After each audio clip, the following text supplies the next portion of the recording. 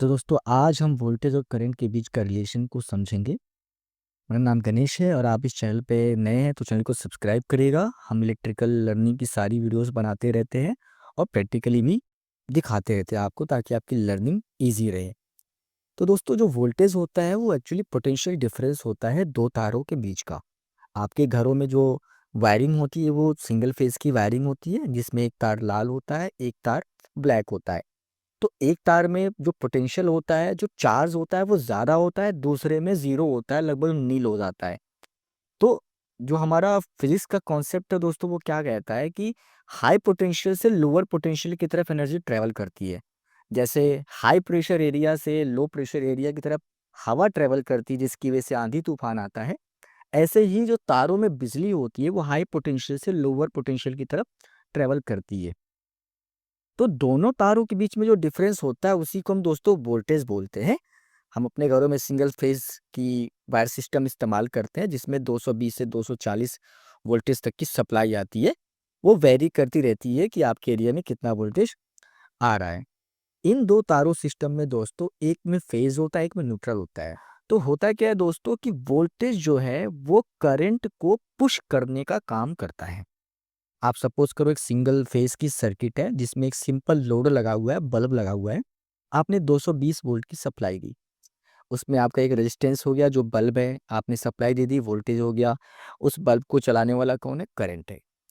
तो आप देखोगे कि जो करंट है एक्चुअली उसको पुश करता है वोल्टेज, और ये पुश इसलिए करता है, ये पोटेंशियल डिफरेंस की वजह से पुश करता है। ठीक है। और पोटेंशियल डिफरेंस की वजह से ही सर्किट कंप्लीट हो जाती है। अगर हम रेजिस्टेंस को सेम मानकर चलते हैं कि रेजिस्टेंस चेंज नहीं हो रहा है और हम वोल्टेज इंक्रीज करते हैं, तो करंट भी क्या होगा दोस्तों? प्रोपोर्शनली इंक्रीज होता है। क्यों? क्योंकि V इक्वल टू जो फॉर्मूला होता है आई आर होता है। हमने आर को कांस्टेंट कर दिया, तो वोल्टेज हम बढ़ाएंगे तो करंट भी क्या होगा? बढ़ने लगेगा। ठीक है। ऐसे ही अगर हम वोल्टेज को डिक्रीज करते हैं तो करंट भी डिक्रीज होता है। जैसा फॉर्मूले में आपने समझा, V equal to I R होता है और रेजिस्टेंस हम सेम रख के चल रहे हैं। इसी तरीके से वोल्टेज को सेम रखें और रेजिस्टेंस को इंक्रीज करते हैं तो क्या होगा दोस्तों? रेजिस्टेंस इंक्रीज करते ही करंट कम होने लगती है सर्किट में, और इसका वाइस वर्सा भी होता है। अगर आप रेजिस्टेंस ज़्यादा कर रहे हो तो करंट कम हो रहा है, रेजिस्टेंस कम कर रहे हो तो करंट ज़्यादा होता है दोस्तों।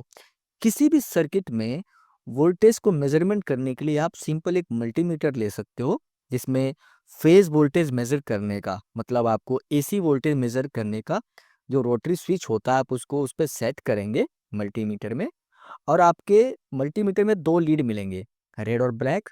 ठीक है। रेड वाला आपका फेज के लिए, ब्लैक वाला कॉमन है।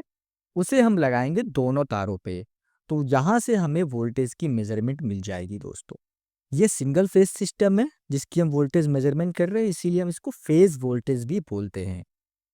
अगर आपके पास वोल्टेज की रीडिंग है और लोड का रेजिस्टेंस मालूम है, तो आप I equal to V by R के फॉर्मूले से करंट का भी पता इजीली कर सकते हैं।